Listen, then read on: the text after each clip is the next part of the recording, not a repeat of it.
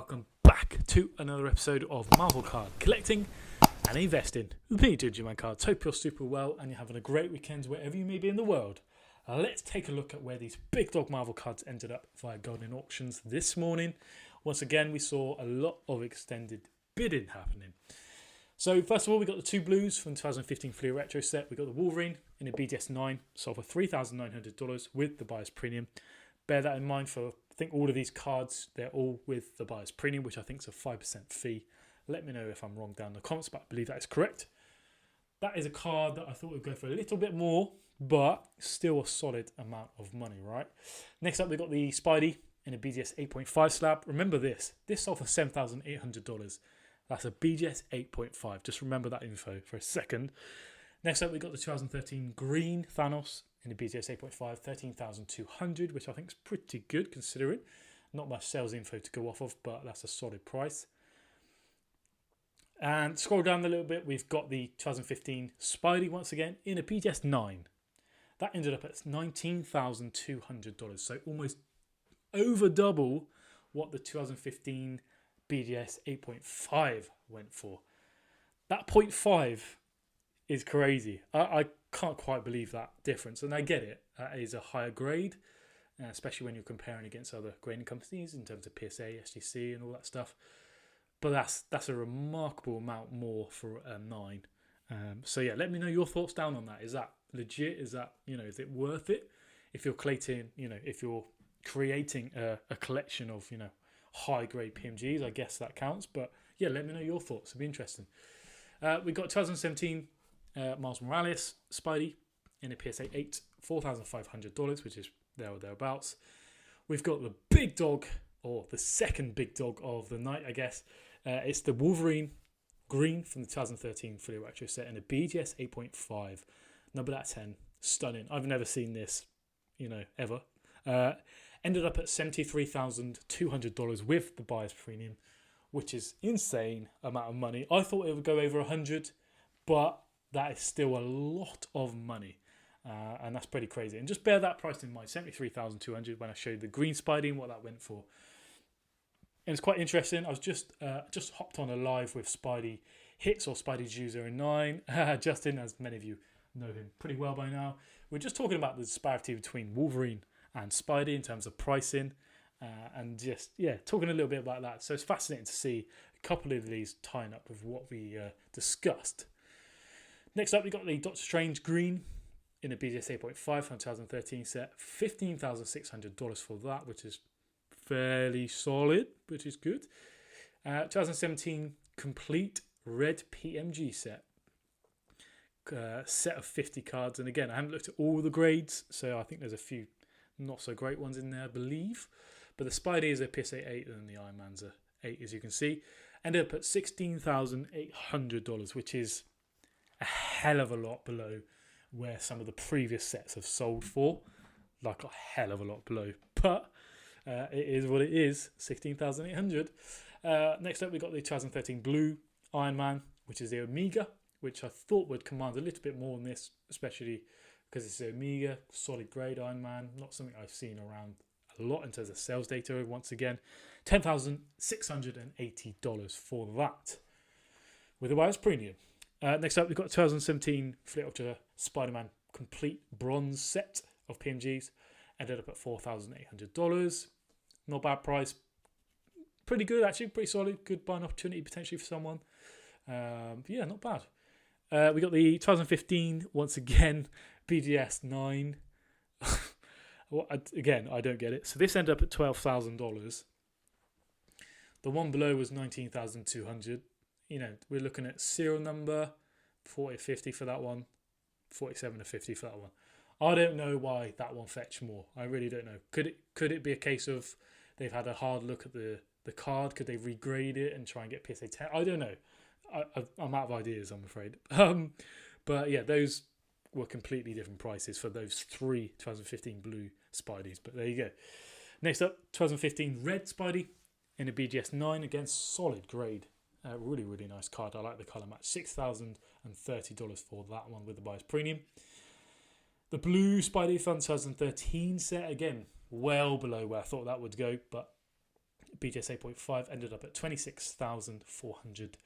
The Magneto, great buy in my personal opinion, $2,640 for 2015 BGS 9.5 gold label Magneto, special card, that really nice.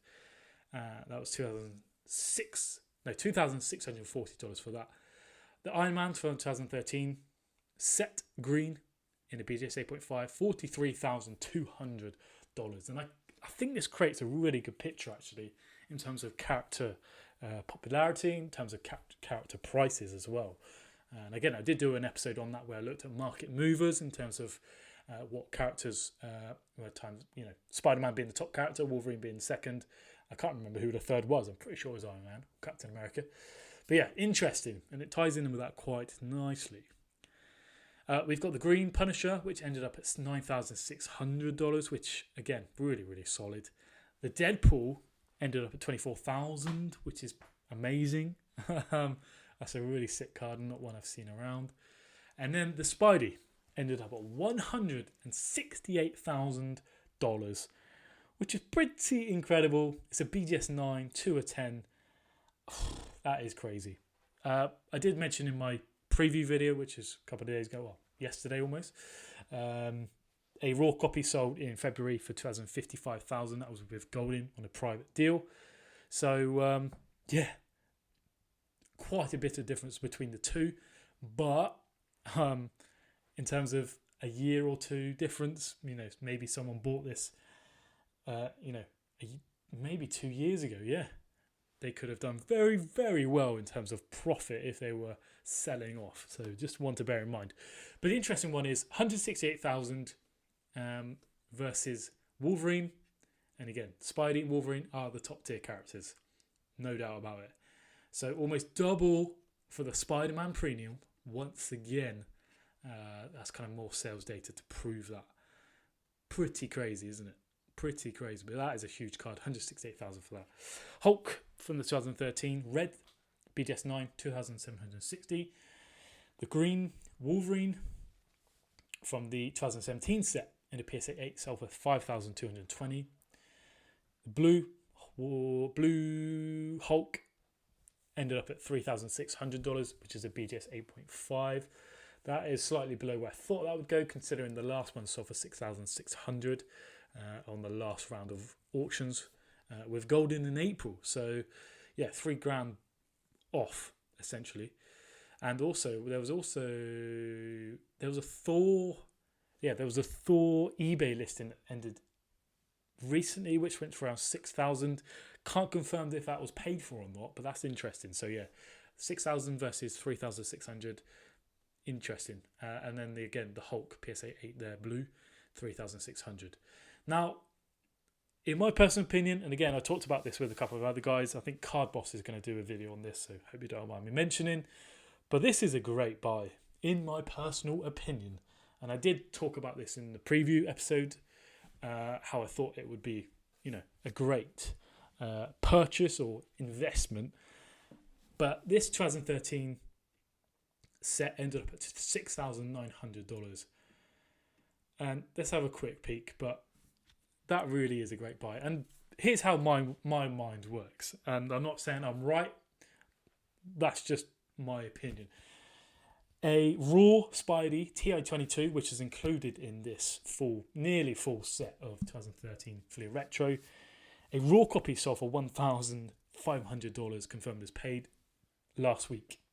That's just for the one Spidey TI-22.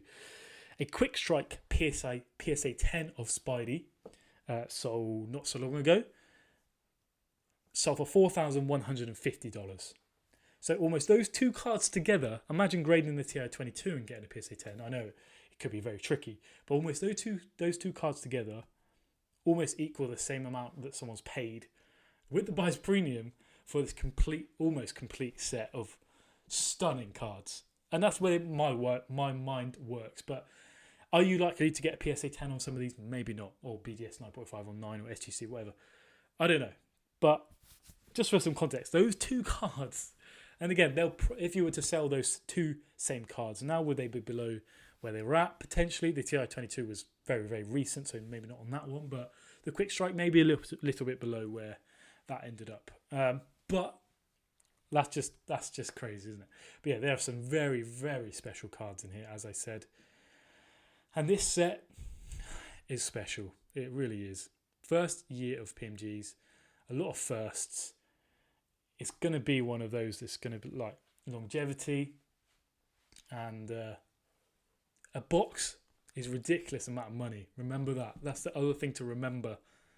So that, again, is a great buy. And let's leave it at that, I think. But yeah, that was my surprise of the night for sure. And then the last three cards were the Legends Never Die Tom Holland Auto printing plate, I think it was.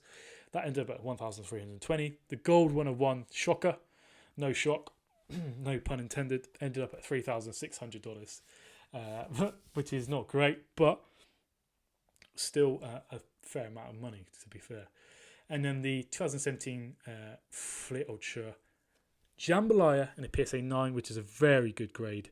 So the Miles edition, I guess, Pop 10, ended up at $1,400, which again, some of those Jambalayas have been a little bit below where they've been in the recent months, as you probably well know. But yeah, that sums up this round of Goldin Auctions. What are your surprises? What are your buys? Yeah, let me know in the comments.